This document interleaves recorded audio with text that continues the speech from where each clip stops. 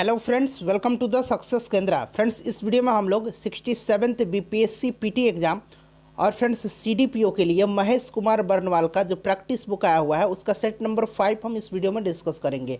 इससे पहले ऑलरेडी मैंने आपको सेट नंबर 1 से लेकर के 4 तक कवर करवा दिया था। अगर आपने नहीं देखा है तो देख लीजिएगा। इन सभी वीडियोज़ का लिंक मैंने आज की इस वीडियो के डिस्क्रिप्शन बॉक्स में दे दिया है। और फ्रेंड्स, आज का जो सेट है सेट नंबर 5, इसमें हम लोग बिहार से संबंधित 150 क्वेश्चन को कवर करेंगे। यह बिहार स्पेशल प्रैक्टिस सेट है। तो चलिए फ्रेंड्स, बिना देरी किए हुए आज का सेशन स्टार्ट करते हैं। फ्रेंड्स, प्लीज़ वीडियो को लाइक और शेयर जरूर कर दीजिएगा। देखिए, पहला प्रश्न है फ्रेंड्स, आज के सेशन का पहला प्रश्न देखिए कि निम्नलिखित अभिलेखों में से किस अभिलेख में श्रीलंका के एक भिक्षु महामना द्वितीय का वर्णन मिलता है। कोशिश करेंगे आप लोग 5 से 7 सेकंड के बीच में अपना आंसर चुन लेने के लिए। उसके बाद जो भी करेक्ट आंसर होगा पूरी डिटेल में मैं आपको बता दूंगा। तो राइट आंसर इसका ऑप्शन नंबर बी हो जाएगा। बोध गया अभिलेख से प्राप्त गुप्तकालीन अभिलेख में श्रीलंका के भिक्षु महामना द्वितीय का वर्णन है। इस अभिलेख में महामना द्वितीय द्वारा बोध गया में वज्रासन में एक प्रसाद बनवाने का वर्णन मिलता है। नेक्स्ट क्वेश्चन देख लीजिएगा। और देखिए, ये जो रामपुरवा अभिलेख है यह पूर्वी चंपारण जिला में है। लौरिया अभिलेख जो है यह पश्चिमी चंपारण जिले में है। दूसरा प्रश्न देखिएगा कि बिहार के निम्नलिखित स्थलों में से कौन सा या कौन से नवपाषाण कालीन स्थल है या हैं, बताइए। तो देखिए फ्रेंड्स, नवपाषाण काल को मनुष्य द्वारा कृषि कार्य प्रारंभ किए जाने के कारण मानव जीवन का प्रथम क्रांति का काल कहा जाता है। बिहार में नवपाषाण काल के प्रमुख स्थल हैं चेचर एवं कुतुबपुर जो कि वैशाली में है, चिरांद जो है सारण में है, मनेर जो है पटना में है, सेनुआर जो है रोहतास में है, सोनपुर जो है गया में है, ताराडीह जो है वो गया में है। तो ये सभी हैं। तो राइट आंसर इसका क्या हो जाएगा? ऑप्शन नंबर ई हो जाएगा। ठीक है, एक से अधिक। और फ्रेंड्स देखिए, ये जो चिरांद है, चिरांद से नवपाषाण कालीन अस्थि उपकरण के साथ साथ काले चित्रित मृद भांड प्राप्त हुए हैं। तो ये भी आप साथ साथ ध्यान रखिएगा। उसके बाद देखिए, प्रथम जैन संगति किसके अध्यक्षता में जिसकी अध्यक्षता स्थूलभद्र ने की थी का आयोजन कहाँ हुआ था। तो देखिए, प्रथम जैन संगति जो है यह किसके शासनकाल में हुआ था? तो चंद्रगुप्त मौर्य के शासनकाल में। कहाँ पर हुआ था फ्रेंड्स? तो ये पाटलिपुत्र में हुआ था और इसकी अध्यक्षता किसने किया था? स्थूलभद्र ने किया था। ठीक है, इस संगति में जैन धर्म श्वेतांबर और दिगंबर 2 संप्रदाय में विभक्त हो गया था। दूसरा जैन संगति जो है यह वल्लभी जो कि गुजरात में है वहीं पर हुआ था, क्षमा श्रवण की अध्यक्षता में। नेक्स्ट क्वेश्चन देख लीजिएगा। अगला क्वेश्चन है फ्रेंड्स कि निम्नलिखित सूची 1 को सूची 2 से सही सुमेलित कीजिए। एक तरफ शासनकाल है और दूसरी तरफ बौद्ध संगति की अध्यक्षता है। देखिए, अजातशत्रु के समय जो है प्रथम बौद्ध संगति का आयोजन राजगृह में किया गया था 483 ईसा पूर्व में, 483 ईसा पूर्व में। और इसकी अध्यक्षता किसने किया था? महाकश्यप ने किया था। कालाशोक के समय में द्वितीय बौद्ध संगति 383 ईसा पूर्व में किया गया था वैशाली में और इसकी अध्यक्षता सुबुकामी ने किया था। उसके बाद अशोक के समय में तृतीय बौद्ध संगति का आयोजन पाटलिपुत्र में किया गया था। इसकी अध्यक्षता मोगलीपुत्र तीस ने किया था। और कनिष्क के समय चौथी हुआ था जिसकी अध्यक्षता वसुमित्र ने किया था। राइट आंसर इसका क्या हो जाएगा? अब यहाँ से आप लोग मिला लेंगे। ठीक है, राइट आंसर इसका ऑप्शन नंबर सी हो जाएगा। फ्रेंड्स, इससे पहले ऑलरेडी मैंने 1 से लेकर के 4 सेट तक कवर करवा दिया था। अगर आपने नहीं देखा है तो देख लीजिएगा। और आप पीडीएफ किस प्रकार से प्राप्त कर सकते हैं इन सभी सेट्स का मैं आपको टेलीग्राम चैनल पर बता दूंगा। टेलीग्राम चैनल का लिंक डिस्क्रिप्शन में मिलेगा, जुड़ जाइएगा। देखिए, किस महाजनपद के गणतांत्रिक व्यवस्था को विश्व का प्रथम गणतंत्र कहा जाता है? तो राइट आंसर वैशाली हो जाएगा। आपको पता भी होगा इसका आंसर। चलिए, क्वेश्चन नंबर 6 देखिएगा। देखिए, जहाँ एक्सप्लेनेशन की आवश्यकता होगी वहाँ मैं एक्सप्लेन करके आपको आंसर बताते चलूँगा। देखिए, क्वेश्चन नंबर 6 है कि ऐतिहासिक स्रोतों के अनुसार मगध का प्रथम वंश कौन था? तो देखिए, जो मगध का प्रथम वंश था वो हरेंक वंश था। ठीक है, ऐतिहासिक स्रोत के अनुसार। क्लियर? और इस वंश का संस्थापक कौन था? बिंबिसार था। ठीक है, बिंबिसार था। और वह प्रथम ऐसा शासक था बिंबिसार जिसने अस्थायी सेना रखी और पहली बार हाथियों को अपनी सेना में रखा था। ऑप्शन नंबर ए हरेंक वंश। अशोक के किस अभिलेख से उसे प्रियदर्शी कहा गया है? किस अभिलेख में उसे प्रियदर्शी कहा गया है? तो फ्रेंड्स, ये है आपका ऑप्शन नंबर डी भाबरू अभिलेख। भाबरू अभिलेख में अशोक को प्रियदर्शी, जबकि मास्की अभिलेख में उसे बुद्ध शाक्य कहा गया है। तो ये भी साथ साथ ध्यान रखेंगे। फ्रेंड्स, बीपीएससी और सीडीपीओ के रिगार्डिंग करीब हम लोगों ने 100 से भी अधिक वीडियो को कवर किया है। 67वीं बीपीएससी के लिए जो घटना चक्र पूर्वालोकन आया हुआ है उसको मैंने सब्जेक्ट वाइज आपको कवर करा दिया है। करीब 2-3 महीना पहले ही मैंने कवर करवा दिया था। सभी वीडियोज़ का लिंक डिस्क्रिप्शन में मिलेगा। मैंने दृष्टि का सेट कराया है, एडुटेरिया का सेट कराया हुआ है, आस्था का सेट कराया हुआ है। सभी का लिंक डिस्क्रिप्शन में मिलेगा। फ्रेंड्स प्लीज़ देख लीजिएगा। देखिए, मिथिला का स्वर्ण युग किस वंश के शासनकाल को कहते हैं? तो यह है कर्नाट वंश। Option number B right answer हो जाएगा। कर्नाट वंश का संस्थापक कौन था? नान्यदेव था। ये सभी क्वेश्चन ऑलरेडी जब मैं सेट करवा रहा था पीपीएससी का, उसमें भी मैंने करवा दिया है, ठीक है। और यही जो कर्नाट वंश है, इसके शासनकाल को मिथिला का स्वर्ण युग कहा जाता है। अगला क्वेश्चन देख लीजिएगा कि बिहार में तुर्क सत्ता की स्थापना का श्रेय किस शासक को दिया जाता है? तो देखिए, भारत पर ध्यान से सुनिएगा, भारत पर तुर्क आक्रमण की जानकारी फिरदौसी की रचना शाहनामा से मिलती है, ठीक है फ्रेंड्स। उसके बाद देखिएगा, मोहम्मद गोरी ने अपने सेनापति बख्तियार खिलजी को बिहार और बंगाल अभियान के लिए नियुक्त किया था, और उसने बख्तियार खिलजी ने सेन वंश के शासक लक्ष्मण सेन को हरा करके बिहार में तुर्क सत्ता की स्थापना की थी। तो ये बख्तियार खिलजी हो जाएगा। उसके बाद देखिए कि अगर भाग्य ने मेरा साथ दिया और सौभाग्य मेरा मित्र रहा तो एक दिन मैं मुगलों को हिंदुस्तान से खदेड़ दूंगा। यह कथन किसका है? तो देखिए फ्रेंड्स, यह कथन जो है शेरशाह सूरी का है। Option number B right answer इसका हो जाएगा। शेरशाह सूरी जब मुगल सेना में था तभी चंदेरी के युद्ध के समय उसने कहा था कि अगर भाग्य ने मेरा साथ दिया और सौभाग्य मेरा मित्र रहा तो मैं मुगलों को हिंदुस्तान से खदेड़ दूंगा। और फाइनली उसने ऐसा किया भी, ठीक है। बिलग्राम का जो युद्ध हुआ था उसमें इसने हुमायूं को पराजित करके भारत छोड़ने पर विवश कर दिया था। चलिए अगला क्वेश्चन देख लीजिएगा कि निम्नलिखित में से कौन सा कथन सत्य है? इसमें से कौन सा कथन जो है सत्य दिया गया? यहाँ पर 3 कथन है। उसके बाद नीचे जब यहाँ पर आएंगे तो बाकी जो है डी और ई ऑप्शन यहाँ पर आपके हैं। तो पहले आप इन ऑप्शंस को पढ़ लीजिए।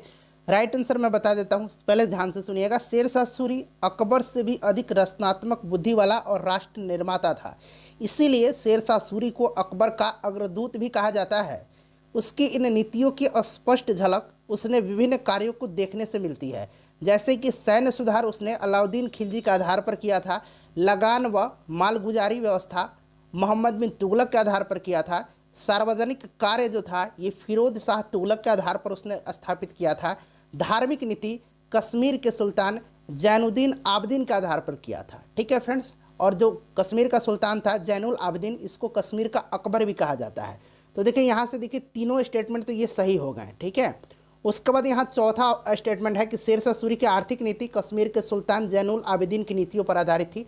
तो आर्थिक नीति नहीं फ्रेंड्स, धार्मिक नीति, ठीक है। धार्मिक नीति कश्मीर के सुल्तान जैनुल आबदीन की नीति पर आधारित थी। तो पूछा गया था प्रश्न में, तो डी ऑप्शन गलत हो गया। कौन सा सत्य है? तो 3 तो सत्य हो गए, तो 1 से अधिक हो जाएगा, ये गलत है। उसके बाद देख लीजिएगा कि मौर्यकालीन व्यापार से संबंधित निम्नलिखित करों को सुमेलित करें। देखिए जो शुल्क था ये चुंगी कर था, वर्तनी जो था यह सड़क कर था, उसके बाद गुल्मदे जो था यह बटमार से रक्षा करता था, ठीक है। तो ये हो जाएगा ऑप्शन नंबर सी, 4 से मिलान हो जाएगा। अतिवाहक जो था ये सवारी कर था, ठीक है। तो राइट आंसर इसका ऑप्शन नंबर सी हो जाएगा। चलिए उसके बाद नेक्स्ट क्वेश्चन देख लीजिएगा कि वह मुगल सम्राट जिसका राज्याभिषेक बिहार में हुआ था, तो फ्रेंड्स वह कौन था? वह फर्रुखसियर था और इसका राज्याभिषेक पटना में हुआ था। उसके बाद देखिए निम्नलिखित में से कौन सुमेलित नहीं है? वैद्यनाथ धाम जो है यह पटना में नहीं है फ्रेंड्स, यह झारखंड में आता है। बोध गया मठ ये गया में है। उसके बाद हरिहरनाथ मंदिर जो है यह सारण में है, ठीक है, सोनपुर में है। तो ये भी गलत हो गया। विष्णुपद मंदिर जो है, विष्णुपद मंदिर ये कहाँ पर है? तो फ्रेंड्स विष्णुपद मंदिर जो है यह आपका हो जाएगा गया में, ठीक है। तो पूछा गया कौन सुमेलित नहीं है, तो 1 से अधिक इसका राइट आंसर हो जाएगा, ठीक है। चलिए उसके बाद नेक्स्ट क्वेश्चन देख लीजिएगा। अगला क्वेश्चन है हमारा कि बिहार में प्रथम किस यूरोपीय कंपनी का आगमन हुआ था? तो राइट आंसर इसका हो जाएगा पुर्तगाली, ठीक है फ्रेंड्स, ध्यान रखेंगे पुर्तगाली। Option number A right answer इसका हो जाएगा। उसके बाद नेक्स्ट क्वेश्चन देख लीजिएगा, क्वेश्चन नंबर 16 देखिएगा कि रेगुलेशन 13 किस विद्रोह से संबंधित है। तो देखिए यह तो संबंधित है कोल विद्रोह से है, ठीक है। रेगुलेशन 13 कानून जनजातीय क्षेत्र में प्रशासनिक व्यवस्था के सुधार की एक नींव थी, जो कोल विद्रोह का एक सकारात्मक परिणाम था। तो right answer option number C हो जाएगा, कोल विद्रोह, ठीक है फ्रेंड्स। चलिए उसके बाद नेक्स्ट क्वेश्चन देख लीजिएगा, क्वेश्चन नंबर 17।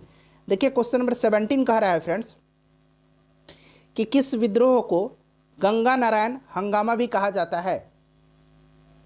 तो फ्रेंड्स यह है आपका भूमिज विद्रोह, option number B right answer हो जाएगा, भूमिज विद्रोह, ठीक है फ्रेंड्स। ध्यान रखेंगे इस विद्रोह का नेतृत्व बड़ा भूम के राजा बेलाक नारायण के पोते गंगा नारायण ने किया था, ठीक है फ्रेंड्स। यह विद्रोह जमींदारों और जनजातीय लोगों का संयुक्त विद्रोह था।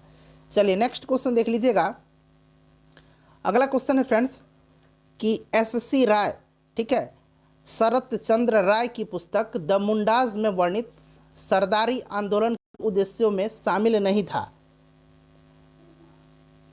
बताइए राइट आंसर इसका क्या हो जाएगा। देखिए फ्रेंड्स, ईसाई धर्म के व्यापक प्रचार प्रसार के विरुद्ध कई जनजातीय सुधारवादी आंदोलन चलाए गए। ये जो सरदारी आंदोलन था ये इन्हीं आंदोलनों में से एक था और इसका उल्लेख शरत चंद्र राय ने अपनी पुस्तक द मुंडाज में किया है। वास्तव में यह भूमि के लिए एक लड़ाई थी और इसका मूल उद्देश्य जमींदारों को बाहर निकालना, बेगारी प्रथा को समाप्त करना, भूमि पर लगाए गए प्रतिबंध का विरोध करना और ईसाई धर्म के बेवजह दखल को खत्म करना था। तो देखिए इनमें से कोई नहीं, राइट आंसर इसका हो जाएगा क्योंकि सभी शामिल थे इसमें, ठीक है फ्रेंड्स। चलिए उसके बाद नेक्स्ट क्वेश्चन देखिएगा कि वर्ष 1857 के विद्रोह में बिहार का कौन सा भाग अप्रभावित रहा था। अप्रभावित जो रहा था वो कौन सा भाग रहा था। तो राइट आंसर इसका ऑप्शन नंबर ई हो जाएगा, मुंगेर, ठीक है फ्रेंड्स। देखिए 1857 का जो विद्रोह था यह 12 जून 1857 को देवघर जिले के रोहिणी से आरंभ हुआ और यह विद्रोह लगभग पूरे बिहार में फैल गया था, मुंगेर का क्षेत्र छोड़ करके। नेक्स्ट क्वेश्चन देख लीजिएगा कि वर्ष 1885 में WC बनर्जी की अध्यक्षता में हुए प्रथम कांग्रेस अधिवेशन में बिहार से कितने प्रतिनिधियों ने भाग लिया था। 1885 में पहला अधिवेशन कांग्रेस का हुआ था बम्बई में, ठीक है फ्रेंड्स। इसमें टोटल 72 प्रतिनिधियों ने हिस्सा लिया था, ये भी ध्यान रखेंगे। और इसमें बिहार से एक भी प्रतिनिधि ने हिस्सा नहीं लिया था, तो ऑप्शन नंबर ई राइट आंसर इसका हो जाएगा। उसके बाद 1886 में दूसरा अधिवेशन हुआ था, उसमें बिहार के 31 प्रतिनिधियों ने हिस्सा लिया था। उसके बाद तीसरा अधिवेशन जो हुआ था उसमें 2 प्रतिनिधियों ने हिस्सा लिया था बिहार से। नेक्स्ट क्वेश्चन देखिए कि निम्नलिखित विद्रोहों में से निम्नलिखित विद्रोह को उनके वर्ष से सुमेलित करें। तो देखिए ये जो भूमिज विद्रोह हुआ था, भूमिज विद्रोह ये कब हुआ था। तो भूमिज विद्रोह आपका हो जाएगा 1832-33, ठीक है। उसके बाद तमाड़ विद्रोह जो हुआ था, तमाड़ विद्रोह ये आपका हो जाएगा 1789 से 1794 के बीच। संथाल विद्रोह जो था, संथाल विद्रोह ये 1855-56 हो जाएगा। और कोल विद्रोह जो है फ्रेंड्स यह 1831-32 हो जाएगा, ठीक है। अब देखिए ये जो भूमिज विद्रोह हुआ था ये कहाँ पर हुआ था। तो फ्रेंड्स यह बड़ा भूम में हुआ था। उसके बाद तमाड़ विद्रोह की बात करते हैं तो ये छोटा नागपुर में हुआ था। संथाल विद्रोह जो था ये बीरभूम, सिंहभूम, मानभूम इन सब जगह पर हुआ था। और कोल विद्रोह जो था यह छोटा नागपुर में हुआ था। तो अब आप लोग इसको मिला लीजिएगा। उसके बाद नेक्स्ट क्वेश्चन देखिएगा कि वर्ष 1922 में बिहार में आयोजित कांग्रेस के 37वें अधिवेशन की अध्यक्षता किसने किया था। तो फ्रेंड्स यह अधिवेशन कहाँ पर हुआ था। तो गया में हुआ था। इसकी अध्यक्षता किसने किया था। चित्तरंजन दास ने किया था। 1912 में जो कांग्रेस का अधिवेशन हुआ था 1912 में ये पटना के बांकीपुर में हुआ था, ठीक है फ्रेंड्स। और इसकी अध्यक्षता रघुनाथ नरसिंह माधोलकर ने किया था, RN माधोलकर ने। उसके बाद देखिए असहयोग आंदोलन के दौरान राहुल सांकृत्यायन बिहार के किस क्षेत्र में सक्रिय थे। तो सही आंसर इसका हो जाएगा छापरा, ठीक है, पूछा जाता है, ध्यान रखेंगे आप। उसके बाद देखिए असहयोग कार्यक्रम को क्रियान्वित करने के लिए बिहार में एक समिति का गठन किया गया था। इसके सदस्यों में कौन एक शामिल नहीं था। तो इसमें शामिल कौन नहीं था ये आपसे पूछा जा रहा है। तो देखिए असहयोग संबंधी प्रस्ताव को स्वीकृति देने के लिए अगस्त 1920 को राजेंद्र प्रसाद की अध्यक्षता में बिहार प्रांतीय सम्मेलन का 12वां अधिवेशन जो है बुलाया गया था। और इसके सदस्यों में बाबू धरनीधर, शाह मोहम्मद जुबैर, गुलाम इमाम, बाबू गोरख प्रसाद आदि प्रमुख थे। ठीक है, तो देखिए इसमें से राजेंद्र प्रसाद दिया गया है, साहब मोहम्मद जुबैर दिया गया है, गुलाम इमाम दिया गया है। ठीक है फ्रेंड्स, उसके बाद अगर हम बात करें तो पूछा गया है कि इनमें कौन शामिल नहीं था। ठीक है, और भी लोग इसमें शामिल थे और इसमें से मजहरुल हक भी थे। तो उपरोक्त में से कोई नहीं, इसका करेक्ट आंसर इसका हो जाएगा। ठीक है फ्रेंड्स, ध्यान रखेंगे। चलिए उसके बाद नेक्स्ट क्वेश्चन देख लीजिएगा। अगला प्रश्न है कि दिसंबर वर्ष 1921 में युवराज प्रिंस ऑफ वेल्स के पटना आगमन के बहिष्कार का निर्णय बिहार छात्र सम्मेलन द्वारा किसकी अध्यक्षता में किया गया था। तो ये किया गया था किसकी अध्यक्षता में, तो फ्रेंड्स ये सरला देवी की अध्यक्षता में। ठीक है friends, right answer option number C हो जाएगा।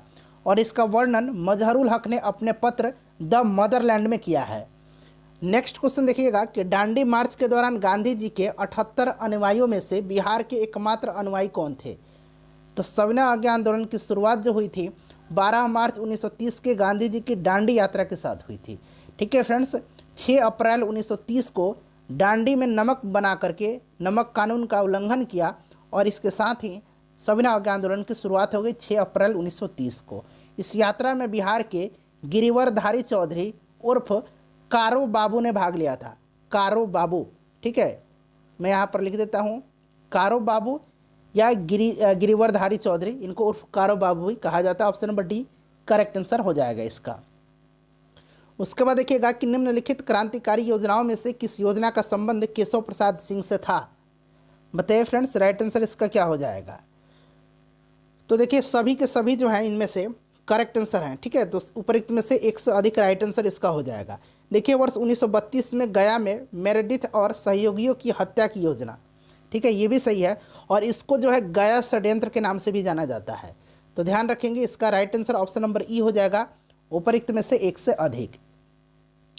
उसके बाद क्वेश्चन नंबर 28 देखिए। क्वेश्चन नंबर 28 है कि व्यक्तिगत सत्याग्रह के बारे में निम्नलिखित में से कौन सा कथन सत्य है। सभी पढ़िएगा। देखिए फ्रेंड्स, व्यक्तिगत सत्याग्रह आंदोलन पवनार से महात्मा गांधी ने 1940 में शुरू किया था। इसके प्रथम सत्याग्रही विनोबा भावे थे, दूसरे सत्याग्रही पंडित जवाहरलाल नेहरू थे। इसको दिल्ली चलो आंदोलन भी कहा जाता है। अब यहाँ पर पढ़िए 27 नवंबर 1940 को बिहार में श्री कृष्ण सिंह प्रथम सत्याग्रही बने थे। सही है। दूसरे सत्याग्रही अनुग्रह नारायण सिंह बिहार में बात की जा रही है, ये भी सही दिया गया है। व्यक्तिगत सत्याग्रह का नारा भारतीय राष्ट्रीय कांग्रेस के 57वें अधिवेशन में दिया गया था। बताइए ये सही है या गलत है। तो देखिए ये गलत है। ठीक है फ्रेंड्स, 1940 में बिहार के रामगढ़ में मौलाना अबुल कलाम आज़ाद की अध्यक्षता में कांग्रेस का 53वां अधिवेशन हुआ था। ठीक है, 53वां अधिवेशन हुआ था और इसी अधिवेशन में गांधी जी ने व्यक्तिगत सत्याग्रह का नारा दिया था। तो ये गलत हो जाएगा। उसके बाद देखिए इस सत्याग्रह में बिहार से कुछ महिलाओं ने भी भागीदारी की थी। ठीक है, तो बिल्कुल की थी। गया में प्रियमवदा देवी, जगत रानी देवी, जानकी देवी, ये सब महिलाएं इस सत्याग्रह में इन्होंने भाग लिया था। तो ये सही हो जाएगा। पूछा क्या गया है कि कौन सा विकल्प सत्य है, तो एक से अधिक इसका राइट आंसर हो जाएगा। नेक्स्ट क्वेश्चन देखिए कि भारत छोड़ो आंदोलन के दौरान बिहार से शहीद होने वाले प्रथम व्यक्ति कौन थे। तो प्रथम व्यक्ति कौन थे, तो देखिए फ्रेंड्स 11 अगस्त 1942 को पटना में छात्रों का एक जुलूस ने सचिवालय भवन पर झंडा फहराने का प्रयास किया था। कब, तो ये भारत छोड़ो आंदोलन के समय की बात की जा रही है और पटना जिला के कलेक्टर WG आर्चर ने उन पर गोली चलाने का आदेश दे दिया, जिसमें उमाकांत सिन्हा, रामानंद सिंह, जगतपति कुमार, सतीश प्रसाद झा, राम गोविंद सिंह, देवीपद चौधरी, ये सभी लोग शहीद हो गए। और इनमें शहीद होने वाले जो प्रथम आंदोलनकारी थे ये रामानंद सिंह थे। Option number D right answer हो जाएगा। उसके बाद देखिएगा कि भारत छोड़ो आंदोलन के दौरान जयप्रकाश नारायण को गिरफ्तार कर किस जेल में रखा गया। देखिए ये क्वेश्चन जो था अभी LDC BPSC का जो पेपर हुआ था उसमें पूछा गया था। हजारीबाग रखा गया था। ठीक है, महात्मा गांधी को यरवड़ा जेल में, जवाहरलाल नेहरू और लाल बहादुर शास्त्री को अहमदनगर किला में, राजेंद्र प्रसाद, श्री कृष्ण सिंह को बांकीपुर सेंट्रल जेल में, जयप्रकाश नारायण को हजारीबाग जेल में। सर्वप्रथम पृथक बिहार की बात की गई थी। सर्वप्रथम 1876 में मुंगेर से प्रकाशित मुर्द-ए-सुलेमान पत्रिका में बिहार बिहारियों के लिए शीर्षक से पृथक बिहार की बात की गई थी। तो राइट आंसर इसका ऑप्शन नंबर ए हो जाएगा। उसके बाद देखिएगा कि निम्नलिखित युग्मों में से कौन सा एक सही सुमेलित नहीं है। एक तरफ मेला दिया गया है और दूसरे तरफ उनके स्थान दिए गए हैं। देखिए सिमरिया मेला जो है ये बरौनी सही हो जाएगा। बाबा ब्रह्मेश्वर नाथ का मेला जो है यह बक्सर में सही है। सौराठ मेला जो है ये मधुबनी सही है। सबौर मेला जो है भागलपुर ये भी सही है। सुमेलित नहीं पूछा गया है, तो सभी के सभी सुमेलित हैं, इसलिए इनमें से कोई नहीं जो है इसका राइट आंसर हो जाएगा। अगला क्वेश्चन देखिएगा 33 नंबर। फ्रेंड्स प्लीज़ वीडियो को लाइक कर दीजिएगा। देखिए गाँव के शासन को स्वायत्त शासी पंचायतों के माध्यम से संचालित करने की व्यवस्था का सूत्रपात किसने किया था? तो फ्रेंड्स ये किया था मौर्य शासकों ने। किसने किया था? मौर्य शासकों ने। और मौर्य शासन काल में प्रशासन की जो सबसे छोटी इकाई थी उसको ग्राम कहा जाता था और सबसे बड़ी इकाई को राष्ट्र कहा जाता था। इस बात का आप ध्यान रखेंगे। चलिए अगला क्वेश्चन देख लीजिएगा कि निम्नलिखित में से कौन सी एक पटना कलम की मुख्य विशेषता नहीं है? देखिए पटना कलम जो है फ्रेंड्स इसको कंपनी शैली भी कहा जाता है। पटना कलम जो है यह एक चित्र शैली है और इसको कंपनी शैली के नाम से भी जाना जाता है। पटना कलम की चित्रकारी कागज, अबरक और हाथी के दांत पर की जाती थी। और यह जो शैली थी फ्रेंड्स पटना कलम की, इसमें मुख्य विशेषता यह थी कि यह लघु चित्र, सामान्य जनजीवन का चित्रांकन, बारीकी और अलंकरण में ये सिद्धता रखते थे और पृष्ठभूमि एवं लैंडस्केप का प्रयोग होता था, जीवन शैली का प्रयोग किया जाता था और भव्यता का अभाव रहता था इसमें। ठीक है, यह शैली मुगल शाही, ब्रिटिश एवं स्थानीय विशेषताओं का एक बेहतर संयोजन था। राइट आंसर इसका ऑप्शन नंबर यहाँ पर डी हो जाएगा, पॉलिशदार रंगों का प्रयोग। उसके बाद देखिए पटना शैली के जो अंतिम चित्रकार थे उनका नाम पूछा गया है, तो राइट आंसर इसका क्या हो जाएगा? सही आंसर हो जाएगा ईश्वरी प्रसाद वर्मा। ठीक है फ्रेंड्स, अंतिम महत्वपूर्ण चित्रकार ईश्वरी प्रसाद वर्मा थे। मगर और भी इनके चित्रकार थे, नाम मैं बता देता हूँ, मनोहर, सेवकराम, हुलासलाल, ये सब महत्वपूर्ण नाम है, ध्यान रखेंगे। चलिए नेक्स्ट क्वेश्चन देख लीजिएगा कि निम्नलिखित कलाकारों में से कौन सा कलाकार मधुबनी पेंटिंग से संबंधित है? तो देखिए मधुबनी पेंटिंग जो है यह चित्रकला का एक लोक कला है जिसमें महिलाओं की पूर्ण भागीदारी होती है। इस शैली के चित्रकला को मिथिला पेंटिंग भी कहा जाता है। इस कला के प्रमुख कलाकार सिया देवी, कौशल्या देवी, गंगा देवी, महासुंदरी देवी, जगदम्बा देवी, भगवती देवी एवं शशिकला देवी हैं। इस कला के दुर्लभ चित्रों का संकलन मिथिला संग्रहालय में है। राइट आंसर क्या हो जाएगा? उपरोक्त में से एक से अधिक। नेक्स्ट क्वेश्चन देख लीजिएगा, मिलान करना है। एक तरफ जो है देखिए ये स्थान दिए गए हैं और दूसरी तरफ जो महोत्सव हैं वो दिए गए हैं। तो देखिए ये जो वानावर महोत्सव है ये जहानाबाद हो जाएगा, ककोलत महोत्सव नवादा, विक्रमशिला महोत्सव भागलपुर और तपोवन महोत्सव राजगीर। ठीक है फ्रेंड्स, तो राइट आंसर इसका ऑप्शन नंबर ए हो जाएगा। उसके बाद नेक्स्ट क्वेश्चन देख लीजिएगा, क्वेश्चन नंबर 38। देखिए क्वेश्चन नंबर 38 है कि निम्नलिखित में से बिहार का कौन सा जिला सर्वाधिक औसत वर्षा वाला जिला है? तो बताइए ये कौन सा जिला है? चलिए इसका आंसर आप कमेंट करके मुझे बता दीजिए। चलिए नेक्स्ट क्वेश्चन कवर करते हैं। भारत वन स्थिति रिपोर्ट 2019 के अनुसार बिहार के भौगोलिक क्षेत्र में वनावरण का हिस्सा कितना है? अब आपको याद रखना है 2021 वाला, 21 का अनुसार कितना है? 7.84% है। ठीक है फ्रेंड्स, और क्षेत्रफल के हिसाब से, क्षेत्रफल के आधार पर जो है सबसे अधिक वनावरण वाला जिला कौन सा है? तो कैमूर है। सबसे कम कौन सा है? तो शेखपुरा है। क्षेत्रफल के हिसाब से मैं बता रहा हूँ। ठीक है, सर्वाधिक अगर हम बात करें वन वृद्धि वाला जिला कौन सा है? तो बांका है। इसको भी आप ध्यान रखेंगे। चलिए तो 2019 के हिसाब से मैं बता देता हूँ, इसका 7.76 हो जाएगा और अभी जो होगा 7.84%, याद रखिएगा। उसके बाद देख लीजिएगा नेक्स्ट क्वेश्चन है, मिलान करना है। सर्वाधिक जनसंख्या घनत्व कहाँ पर है? तो ये शिवहर में हो जाएगा। सबसे कम लिंगानुपात मुंगेर में हो जाएगा। सर्वाधिक महिला साक्षरता जो है ये रोहतास में हो जाएगा और सबसे कम दशक की वृद्धि जो है ये आपका गोपालगंज में हो जाएगा। तो अब आप इसको मिला लीजिएगा आप लोग, option number B right answer हो जाएगा। उसके बाद देखिएगा कि चंपारण कृषि जांच समिति की रिपोर्ट में किन सिफारिशों की बात की गई? तो देखिए चंपारण कृषि जांच समिति का गठन 1917 में किया गया था, ये भी पूछा जा सकता है। 1917 में किया गया था। और फ्रेंड्स ये जो रिपोर्ट थी इसमें तीनकठिया प्रणाली को समाप्त करने का बात कहा गया था। नील उगाने के लिए समझौता स्वैच्छिक होना चाहिए, इसकी बात कही गई थी। इसकी अवधि 3 वर्ष से अधिक नहीं होनी चाहिए एवं नील उगाने के क्षेत्र का चयन किसानों पर निर्भर होना चाहिए। नील पौधों की बिक्री दर किसानों द्वारा निर्धारित होनी चाहिए। ठीक है, तो राइट आंसर क्या हो जाएगा? सभी बात इनमें से कही गई थी। ऑप्शन नंबर ई हो जाएगा। पढ़ लीजिए, सभी बात जो भी मैंने बताया है सभी कही गई थी। निम्नलिखित में से कौन सी नदी सोन नदी की सहायक नहीं है? सोन नदी की जो सहायक नहीं है वो नदी कौन सी है?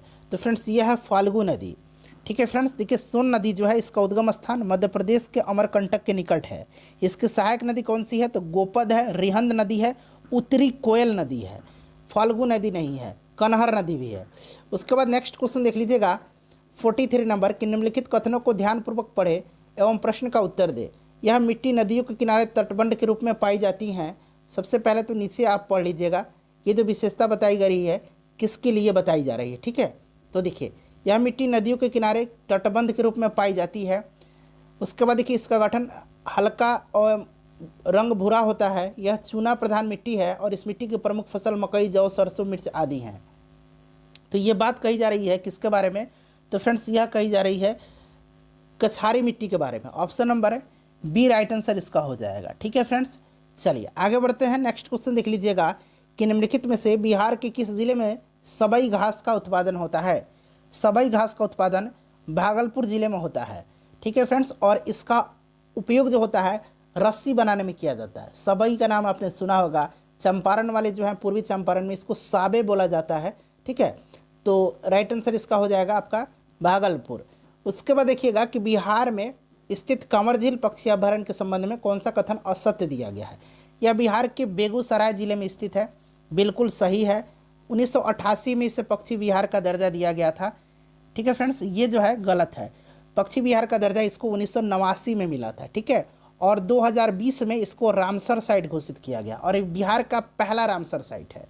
तो बी जो है ये गलत दिया गया है, बाकी सभी सही हैं, बी गलत हो जाएगा।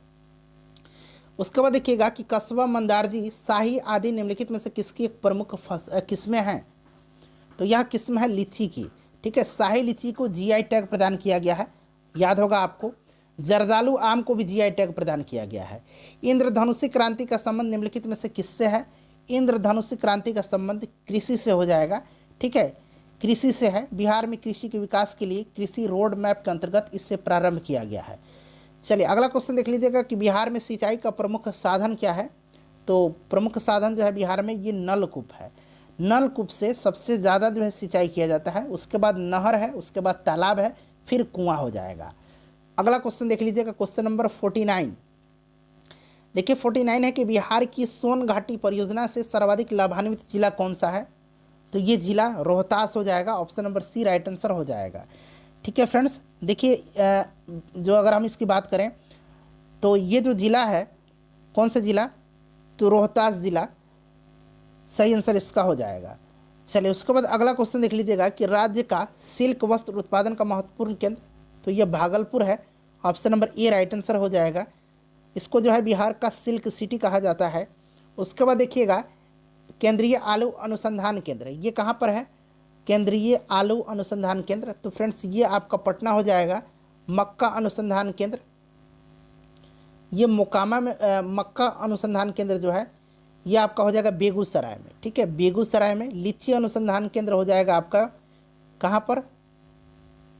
लीची अनुसंधान केंद्र मुजफ्फरपुर। आलू अनुसंधान केंद्र, आलू अनुसंधान केंद्र जो है ये कहाँ पर हो जाएगा? तो नालंदा में। ठीक है, मिला लीजिएगा अब आप लोग। उसके बाद देखिए बरौनी तेल शोधक कारखाने की स्थापना किस देश के सहयोग से की गई थी? बरौनी तेल शोधक कारखाना जो है इसकी स्थापना सोवियत संघ एवं रोमानिया के सहयोग से 1964 में की गई थी। ठीक है फ्रेंड्स, यह बेगूसराय जिले में है, ध्यान रखेंगे। तो रूस और रोमानिया हो जाएगा। बिहार में सीमेंट उद्योग के लिए प्रसिद्ध नगर कौन सा है?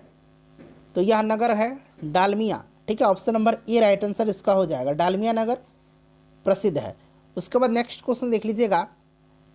देखिए क्वेश्चन है कि एक तरफ सूची 1 है, सूची 2 है। तो देखिए कैमूर की पहाड़ी क्षेत्र, ये चूना पत्थर, जूट उत्पादन पूर्णिया हो जाएगा। चीनी उद्योग जो है ये मढ़ौरा में हुआ था, और तसर रेशम जो है ये बांका भागलपुर हो जाएगा। तो बांका यहाँ पर दिया गया है। इसका राइट आंसर जो है ऑप्शन नंबर ए हो जाएगा। ठीक है फ्रेंड्स, चलिए आगे बढ़ते हैं। निम्नलिखित में से कौन सा जिला सूखा प्रवण क्षेत्र कार्यक्रम से संबंधित है?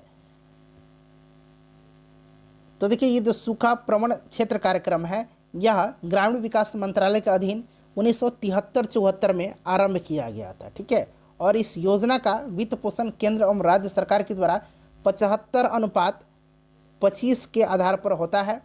और यह कार्यक्रम जो है 16 राज्यों और 182 जिलों में चलाया जा रहा है। बिहार में शामिल इन जिलों में रोहतास और नवादा है। ऑप्शन नंबर सी हो जाएगा। उसके बाद देखिए निम्नलिखित में से कौन सा स्थान अभ्रक से संबंधित नहीं है? तो सही आंसर इसका ऑप्शन नंबर डी हो जाएगा, बंजारी। बंजारी रोहतास जिले में स्थित एक स्थान है और यह डोलोमाइट खनिज के लिए प्रसिद्ध है, डोलोमाइट खनिज के लिए। अगला क्वेश्चन देखिएगा कि सच्चिदानंद सिन्हा बिहार के किस जिले से संबंधित है? तो ये किस जिले से संबंधित है? आरा से। Option number C right answer इसका हो जाएगा। ठीक है फ्रेंड्स, चलिए 1871 में इनका जन्म आरा में हुआ था। उसके बाद नेक्स्ट क्वेश्चन देख लीजिएगा, मिलान करने वाला है। एक तरफ देखिए नृत्य शैली दिया गया है, डोमकच जो है यह विवाह के अवसर पर गाया जाने वाला गीत है। ये गीत दिया गया है फ्रेंड्स, ये गीत है। ठीक है, तो ये विवाह के अवसर पर। उसके बाद बिजमौल जो है यह राजा विजयमल की वीर गाथा का वर्णन है। ये 1 नंबर। चौचर जो है यह धान रोपते समय मजदूरों द्वारा जो गीत गाया जाता है। गाथा गीत जो है यह विविध लोक कथाओं पर आधारित गीत है। चलिए अगला क्वेश्चन देखिएगा कि निम्नलिखित कवियों में से किसका संबंध बिहार से है? तो ये रामधारी सिंह दिनकर हैं। ठीक है फ्रेंड्स, रामधारी सिंह दिनकर उर्वशी याद रखेंगे, इनकी रचना है जिसके लिए इनको जो है ज्ञानपीठ पुरस्कार दिया गया था। उसके बाद 60 नंबर क्वेश्चन देख लीजिएगा कि फणीश्वर नाथ रेणु द्वारा कृत प्रसिद्ध आंचलिक उपन्यास मैला आंचल के कथानक में बिहार के किस जिले का वर्णन है? तो ये पूर्णिया का। Option number C right answer इसका हो जाएगा। ठीक है, पूर्णिया का। चलिए उसके बाद अगला क्वेश्चन देख लीजिएगा कि बिहार शिक्षा परियोजना परिषद की स्थापना कब की गई थी? तो ये 1991 में की गई थी। Option number D right answer इसका हो जाएगा। उसके बाद देखिएगा कि बिहार विधान परिषद के बारे में निम्नलिखित कथनों में से कौन सा सही है? तो देखिए फ्रेंड्स, यहाँ पर देखिए बिहार में विधान परिषद का गठन 7 फरवरी 1921 को हुआ, जिसमें उड़ीसा एवं पश्चिम बंगाल भी सम्मिलित थे। 1921 में पश्चिम बंगाल सम्मिलित नहीं था, केवल बिहार और उड़ीसा एक में सम्मिलित थे। तो ये तो आपका गलत हो जाएगा। वर्तमान में बिहार विधान परिषद में कुल सदस्यों की संख्या 75 है, ये सही है। 1/6 सदस्य जो है राज्यपाल द्वारा मनोनीत किए जाते हैं, ये भी सही है।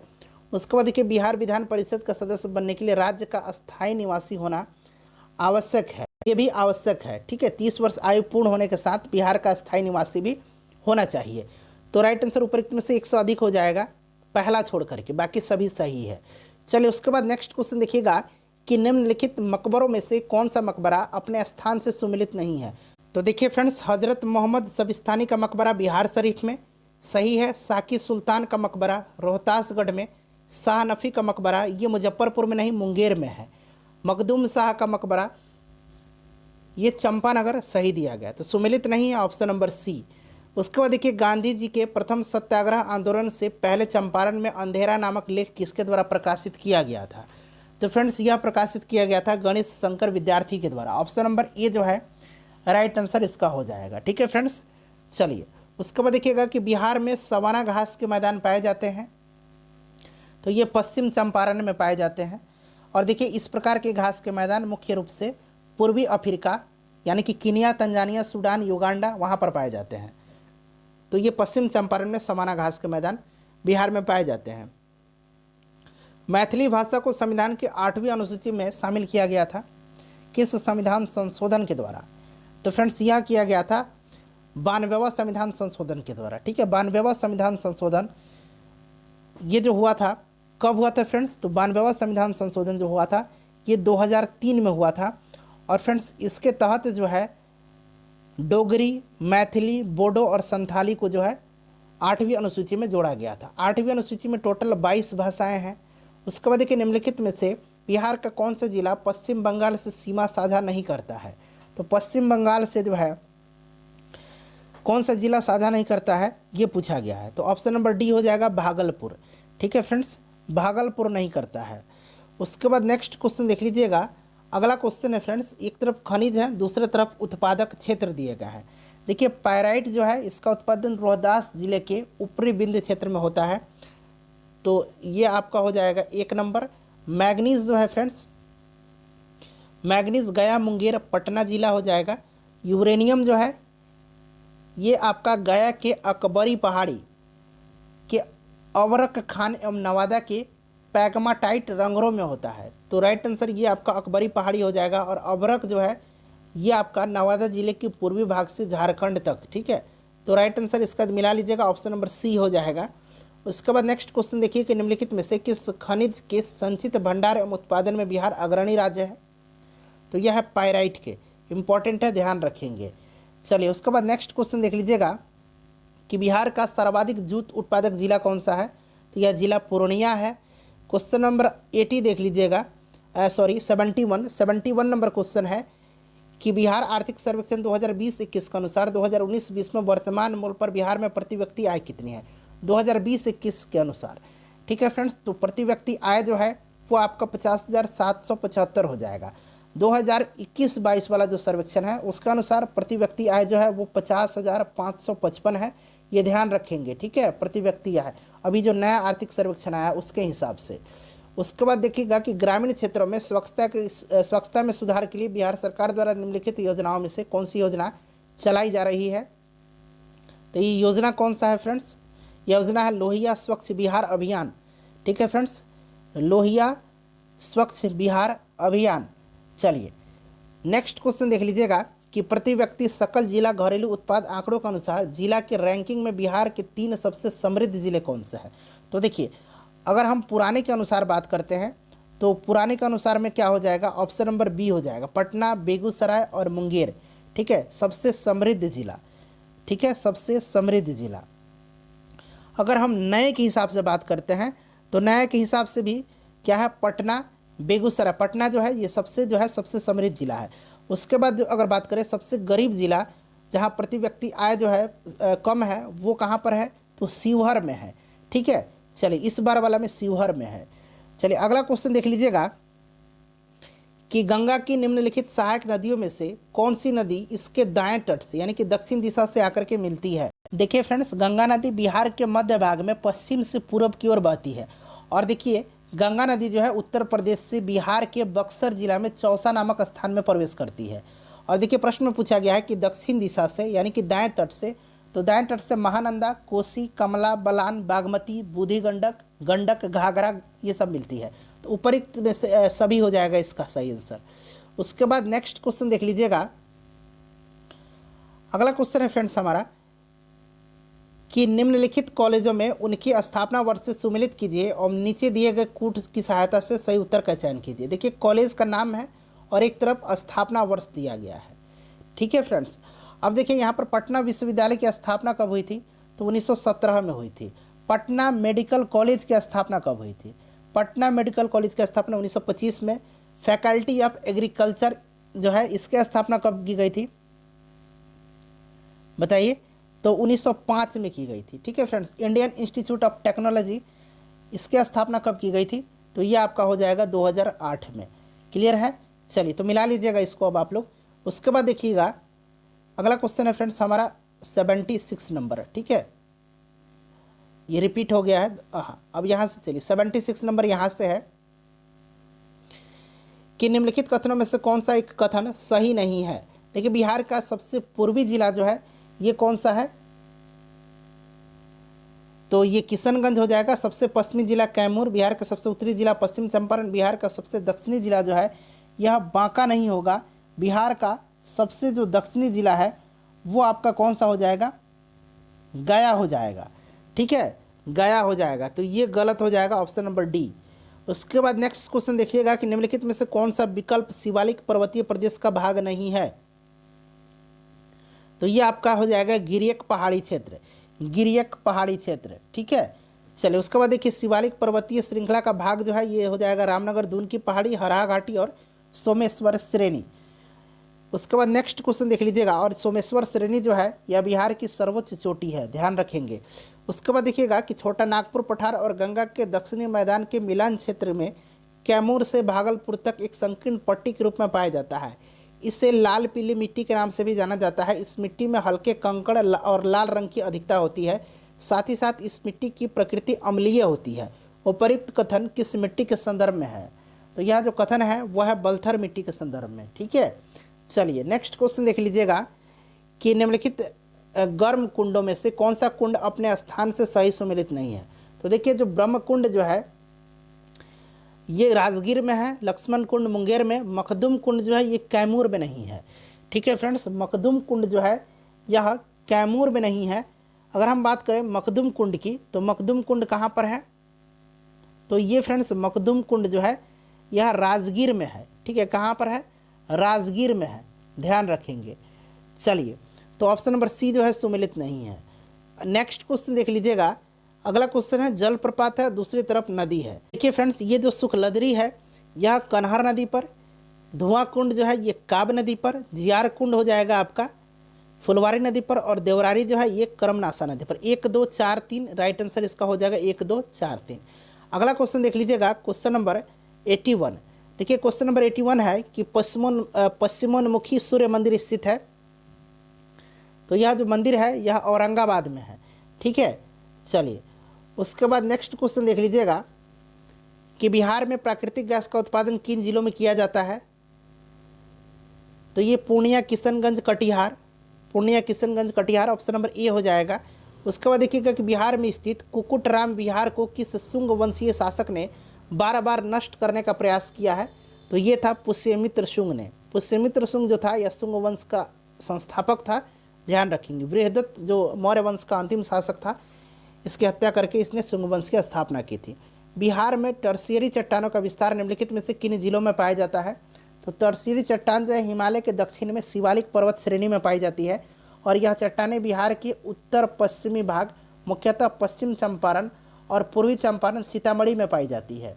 तो राइट आंसर हो जाएगा पश्चिम चंपारण, पूर्वी चंपारण और सीतामढ़ी।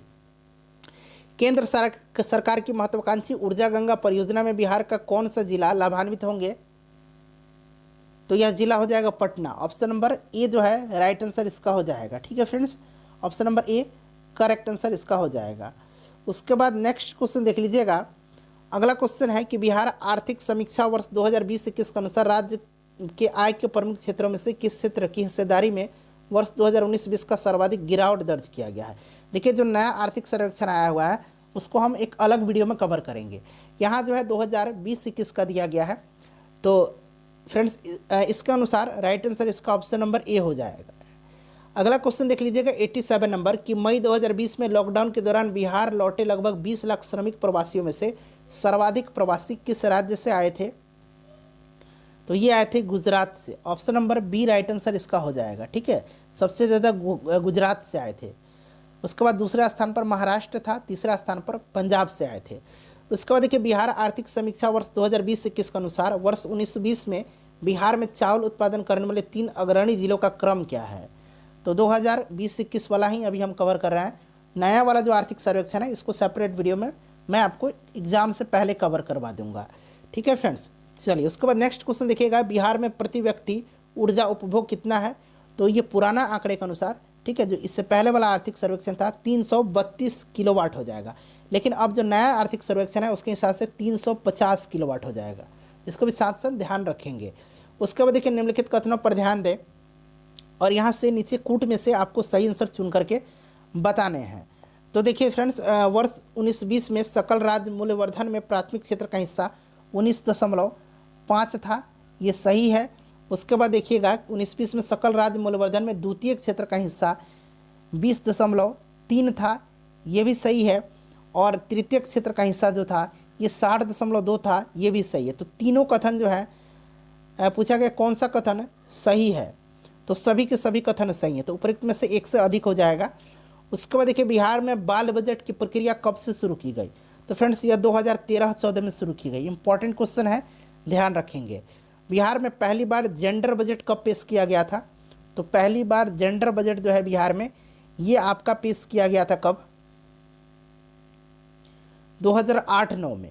अगला क्वेश्चन देख लीजिएगा। अगला क्वेश्चन है कि इनमें से कौन सा कथन बिहार की महत्वाकांक्षी योजना निश्चय 7 निश्चय 2.0 योजना है इसमें शामिल नहीं है? तो देखिए फ्रेंड्स, शामिल नहीं है ये पूछा गया है। तो देखिए 7 निश्चय जो 2.0 है इसमें पहला है युवा शक्ति बिहार की प्रगति, दूसरा है सशक्त महिला सक्षम महिला, तीसरा है हर खेत तक सिंचाई का पानी, चौथा है स्वच्छ गांव समृद्ध गांव, पांचवा है स्वच्छ शहर विकसित शहर, छठा है सुलभ संपर्कता और सातवां है सबके लिए अतिरिक्त स्वास्थ्य सुविधा। तो ये सभी हैं। ठीक है, तो राइट आंसर ऑप्शन नंबर ई हो जाएगा, इनमें से कोई नहीं, क्योंकि ये सभी शामिल हैं 7 निश्चय 2.0 में। उसके बाद देखिए बिहार से निर्वाचित होने वाले सदस्यों की संख्या निम्नलिखित में से कौन सुमेलित है, बताइए। तो देखिए फ्रेंड्स, अगर हम इसमें से बात करें तो राज्यसभा में 16, लोकसभा में 40, विधान परिषद में 75 और विधानसभा में 243। तो सभी के सभी जो हैं ये सुमेलित हैं, ठीक है। उसके बाद देखिए बिहार में होने वाला जयपाल सिंह कप किस खेल से संबंधित है, तो जयपाल सिंह कप जो है यह हॉकी से संबंधित है, ठीक है। नेक्स्ट क्वेश्चन देख लीजिएगा कि बिहार की प्रमुख सिंचाई परियोजनाओं में से कौन सी सुमेलित नहीं है, तो इसमें से जो सुमेलित नहीं है वह है सकरी नहर परियोजना भागलपुर। सकरी नहर परियोजना ये गया मुंगेर इससे लाभान्वित क्षेत्र है, भागलपुर नहीं है, गया और मुंगेर है, ठीक है। बाकी सभी जो है सही दिया गया है। उसके बाद देखिए जयप्रकाश नारायण अंतर्राष्ट्रीय हवाई अड्डा कहाँ पर स्थित है, तो फ्रेंड्स यह पटना में है। नेक्स्ट क्वेश्चन देखिए मिलान करना है, ठीक है। देखिए फ्रेंड्स मुजफ्फरपुर जो है ये आपका क्या हो जाएगा, बताइए। देखिए मुजफ्फरपुर जो है यह किस नदी के किनारे है, तो ये आपका हो जाएगा बूढ़ी गंडक। छपरा जो है, छपरा गंगा, ठीक है, गया फाल्गु नदी, दरभंगा बागमती, ठीक है। तो अब आप इसको मिला लीजिएगा आप लोग। राइट आंसर मैं बता देता हूँ, ऑप्शन नंबर सी हो जाएगा।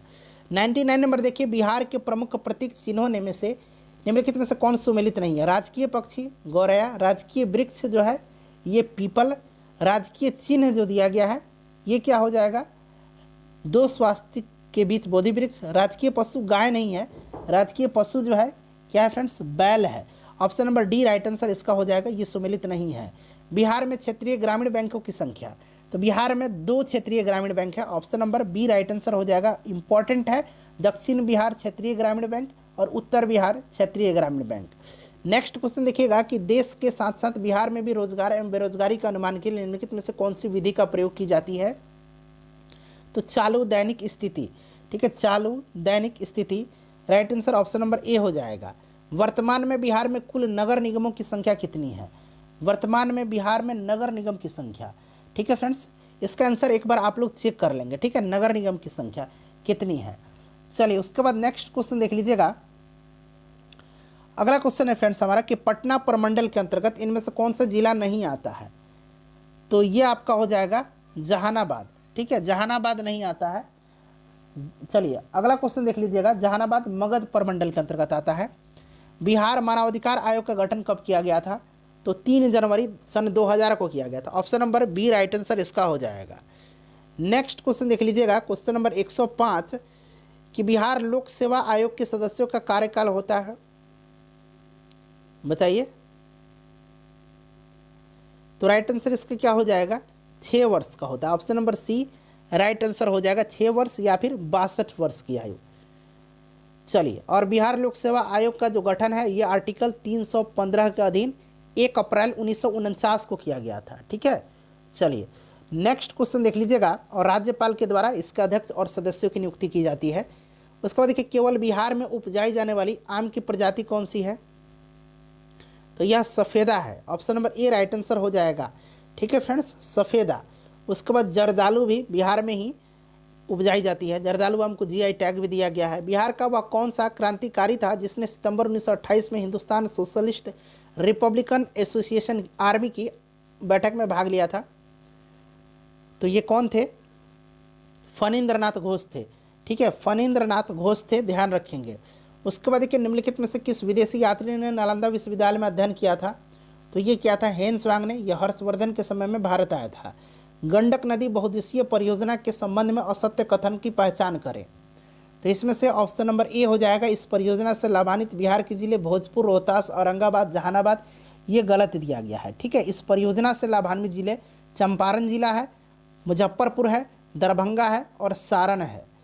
चलिए उसके बाद देखिएगा कि बिहार के किस क्षेत्र को भारत का उद्यान कहा जाता है, तो यह कौन सा क्षेत्र है फ्रेंड्स, तो यह है आपका उत्तरी बिहार के तराई क्षेत्र को, उत्तरी बिहार के तराई क्षेत्र को भारत का उद्यान कहा जाता है। बिहार का कौन सा जिला सर्वाधिक रेशमी वस्त्रों का उत्पादन करता है, तो फ्रेंड्स ये भागलपुर करता है, आपको पता भी होगा। बिहार में पहली बार नगरीकरण का साक्ष्य किस काल से प्राप्त हुआ है, तो यह राइट आंसर क्या हो जाएगा, लौह काल, उत्तर वैदिक युग का काल है और इसी से प्राप्त हुआ है, तो ऑप्शन नंबर डी हो जाएगा। उसके बाद देखिए अशोक के किस अभिलेख में उसे बुद्ध शाक्य कहा गया है, तो अभी मैंने बताया था आपको कि मास्की में।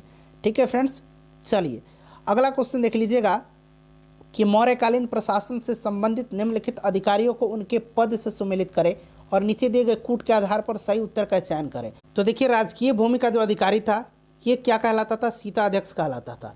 टकसाल अधिकारी जो होता था ये लक्षणाध्यक्ष कहलाता था। धर्म प्रसार अधिकारी धर्म महात्मा कहलाता था और राजा का निजी सचिव जो है ये प्रतिवेदक कहलाता था। तो अब आप इसको मिला लीजिएगा, निम्नलिखित में से कौन सुमेलित नहीं है। देखिए फ्रेंड्स, ये जो तेलियागढ़ी का युद्ध है और सिकरी गली का युद्ध, यह दोनों युद्ध जो है तेलियागढ़ी का युद्ध और सिकरी गली का युद्ध, यह शेर शाह और महमूद शाह के मध्य लड़ा गया था। तो ये वाला तो सही है लेकिन ये वाला गलत दिया गया है। ठीक है, यह भी शेर शाह और महमूद शाह के बीच हो जाएगा। चौसा का युद्ध हुमायूं और शेर शाह के बीच में सही है।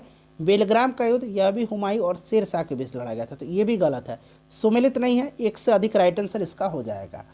उसके बाद देखिएगा 116 नंबर प्रश्न है कि मुगलकालीन बिहार में इनमें से प्रशासन की सबसे छोटी इकाई कौन थी।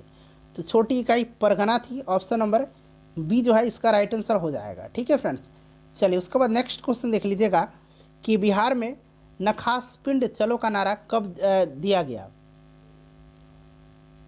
तो ये दिया गया था सविनय अवज्ञा आंदोलन के दौरान। ठीक है फ्रेंड्स, सविनय अवज्ञा आंदोलन के दौरान दिया गया था। चलिए उसके बाद नेक्स्ट क्वेश्चन देखिएगा कि डंडा हमारे पास है लगान कैसे लोगे का नारा किसने दिया था। तो यह नारा दिया था स्वामी सहजानंद सरस्वती ने। ऑप्शन नंबर डी जो होगा इसका करेक्ट आंसर हो जाएगा। पक्षियों के संरक्षण की संस्कृति को बढ़ावा देने के लिए बिहार के पहले राजकीय पक्षी उत्सव कलरव का आयोजन किस जिले में किया गया। तो ये जमुई में किया गया था। इंपॉर्टेंट है, ध्यान रखेंगे, नागी नकटी पक्षी अभयारण्य में इसका आयोजन किया गया था, जमुई में।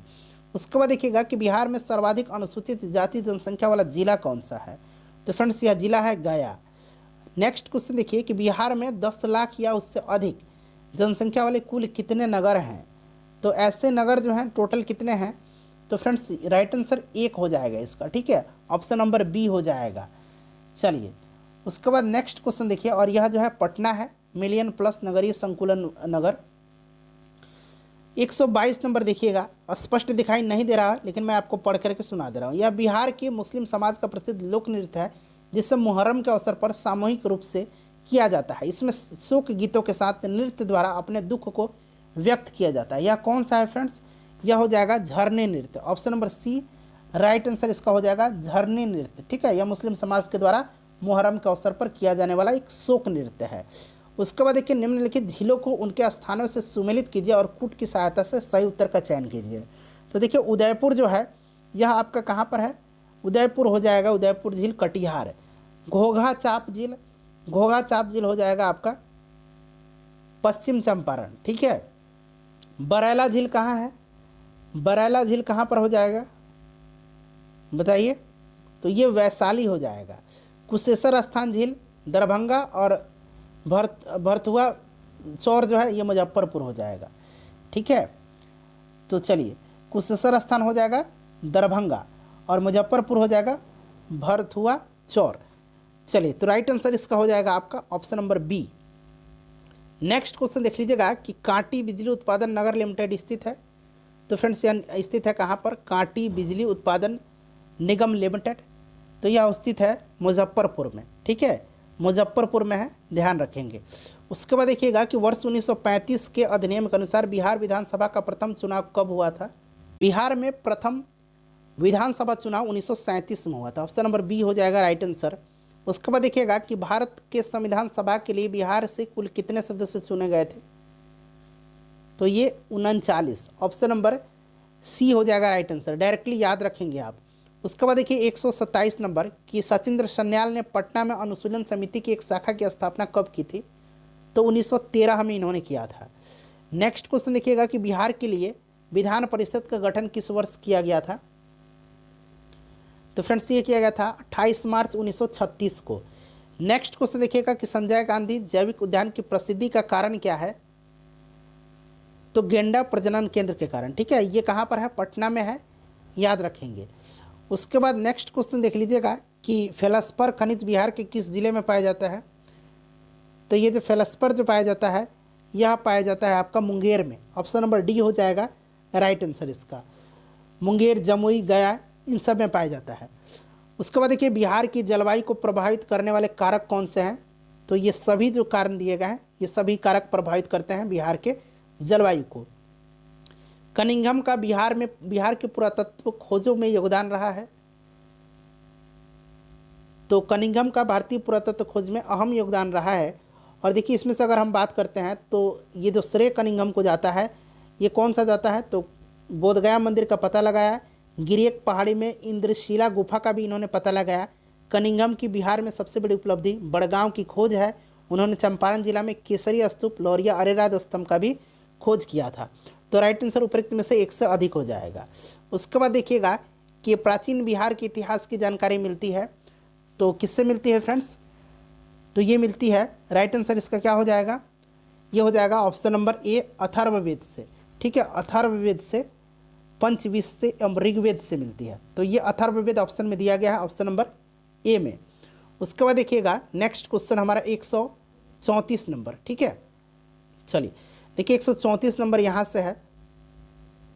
क्वेश्चन नंबर 134 है कि सूची 1 को सूची 2 के साथ सम्मिलित कीजिए और नीचे से कूट में से आपको राइट आंसर यहाँ से चुन करके बताना है। वाल्मीकि वन्य जीव अभयारण्य कहाँ है? पश्चिम चंपारण, गौतम बुद्ध, ये आपका गया में हो जाएगा। रजौली वन्य जीव अभयारण्य कहाँ हो जाएगा? तो ये नवादा में, और भीमबांध मुंगेर में। तो बिल्कुल ये क्रम से दिया गया है। ठीक है फ्रेंड्स, चलिए अगला क्वेश्चन देख लीजिएगा कि बिहार में कुल कितने कृषि जलवायु क्षेत्र हैं? तो बिहार में कुल 3 कृषि जलवायु क्षेत्र हैं, उत्तर पश्चिमी, उत्तर पूर्वी और दक्षिण पूर्वी। ठीक है, देखिए बिहार के किस जिले में सर्वाधिक वनाच्छादन है? तो फ्रेंड्स ये कैमूर में हो जाएगा। उसके बाद देखिए बड़ौला सलीम अली पक्षी अभयारण्य स्थित है। बड़ौला सलीम अली पक्षी अभयारण्य जो है ये वैशाली में है। ठीक है, चलिए भगवान बुद्ध के जीवन एवं उनकी शिक्षाओं से संबंधित चित्रकला कौन सा है? तो यह है थंका चित्रकला। ठीक है, थंका चित्रकला भारतीय, नेपाली तथा तिब्बती चित्रकला का एक अद्भुत संगम है यह। उसके बाद देखिए निम्नलिखित में से किस मिट्टी को बल सुंदरी मिट्टी के नाम से भी जाना जाता है? तो ये जाना जाता है बांगर मिट्टी को। क्वेश्चन नंबर 140 देखिए, 140 है कि बिहार के किस कृषि उत्पाद को जीआई टैग दिया गया है? तो ये जर्दालू आम को दिया गया है, शाही लीची को दिया गया। तो उपरोक्त में से एक से अधिक हो जाएगा। मगही पान को भी दिया गया है। ठीक है फ्रेंड्स, चलिए उसके बाद नेक्स्ट क्वेश्चन देख लीजिएगा कि यह बिहार का एक महिला प्रधान नाट्य कला है जो पुरुषों की अनुपस्थिति में घर व आस पड़ोस की महिलाओं द्वारा आयोजित किया जाता है। इसका आयोजन ब्याह के दिन वर पक्ष के घर होता है और इस नाट्य की कोई विषय वस्तु नहीं होती है। इस नाट्य में अश्लीलता का आधिक्य होता है। उपरोक्त कथन किस लोक नाट्य से है? तो फ्रेंड्स यह डोमकच है। Option number D right answer इसका हो जाएगा। उसके बाद देखिए कि बिहार के पटना से हिंदी समाचार पत्र बिहार बंधु का प्रकाशन कब हुआ था? तो ये इसका प्रकाशन हुआ था 1874 में। चलिए नेक्स्ट क्वेश्चन देख लीजिएगा कि भारतीय पुरातत्व सर्वेक्षण द्वारा बिहार में संरक्षित घोषित स्मारकों को उनके स्थान से सुमेलित करें और नीचे दिए गए कूट की सहायता से सही उत्तर का चयन करें। सप्त गुफा समूह जो है यह कहाँ पर है? तो फ्रेंड्स यह जहानाबाद में। ठीक है, उसके बाद देखिए पातालपुरी गुफा जो है ये कहाँ पर है? पातालपुरी गुफा भागलपुर में। उसके बाद देखिए केसरिया बौद्ध स्तूप पूर्वी चंपारण में। बख्तियार खां का मज़ार ये कहाँ पर है बताइए? ये है आपका भभुआ कैमूर। तो अब आप लोग इसको मिला लीजिएगा। ठीक है, बिहार के निम्नलिखित पुस्तकालय में से कौन सी सही सुमेलित नहीं है? तो इसमें से सही सुमेलित जो नहीं है उसको बताना है। देखिए भगवान पुस्तकालय भागलपुर में। श्री नंदन पुस्तकालय जो है ये कहाँ पर है? ये छपरा में है। खुदा बख्श लाइब्रेरी जो है ये कहाँ पर है? खुदा बख्श लाइब्रेरी फ्रेंड्स यह पटना में है। ठीक है, ग्रेट पब्लिक लाइब्रेरी कहाँ पर है? ग्रेट पब्लिक लाइब्रेरी बताइए? तो ये भी पूर्णिया में है ये। ठीक है, तो देखिए पूछा गया सुमेलित नहीं है, तो मेरे ख्याल से ये ग्रेट पब्लिक लाइब्रेरी पटना में नहीं है, ये पूर्णिया में है। तो ऑप्शन नंबर डी होना चाहिए इसका राइट आंसर। ठीक है, नंदन पुस्तकालय छपरा में सही दिया गया है। Khuda Bakhsh library Patna, option number D हो जाएगा इसका राइट आंसर। ठीक है, चलिए उसके बाद नेक्स्ट क्वेश्चन देख लीजिएगा। अगला क्वेश्चन देखिए, क्वेश्चन नंबर 145 कि राज्य में पहली बार काले अमरूद का उत्पादन किस जिले में शुरू किया गया है? तो ये भागलपुर में शुरू किया गया। उसके बाद देखिएगा कि बिहार परिषद को समाप्त कर प्रांतीय सभा का गठन किस एक्ट के माध्यम से किया गया? तो रेगुलेटिंग एक्ट 1773 के माध्यम से। उसके बाद देखिएगा कि इमदाद अली खां द्वारा स्थापित बिहार साइंटिफिक सोसाइटी की स्थापना कब की गई थी? तो 1872 में मुजफ्फरपुर में। ठीक है फ्रेंड्स, राइट आंसर हो जाएगा ऑप्शन नंबर बी, 1872 में मुजफ्फरपुर में। और साइंटिफिक सोसाइटी की स्थापना अलीगढ़ में 1864 में सर सैयद अहमद खान ने किया था। उसके बाद देख लीजिएगा कि बिहार में रेलवे विद्युत इंजन कारखाना कहाँ स्थित है? तो फ्रेंड्स यह मधेपुरा में है। उसके बाद देखिएगा कि निम्नलिखित में से किस फसल के उत्पादन में बिहार का प्रथम स्थान नहीं है? तो प्रथम स्थान नहीं है किसमें? जूट में। जूट में प्रथम स्थान किसका है? पश्चिम बंगाल का है। लीची, मखाना, महुआ में प्रथम स्थान बिहार का है। भारत का सर्वोच्च नागरिक सम्मान भारत रत्न निम्नलिखित में से किससे नहीं मिला है? इसका आंसर आप कमेंट करके बताइए, अपना स्कोर बता दीजिएगा और वीडियो को प्लीज़ लाइक और शेयर ज़रूर कर दीजिएगा।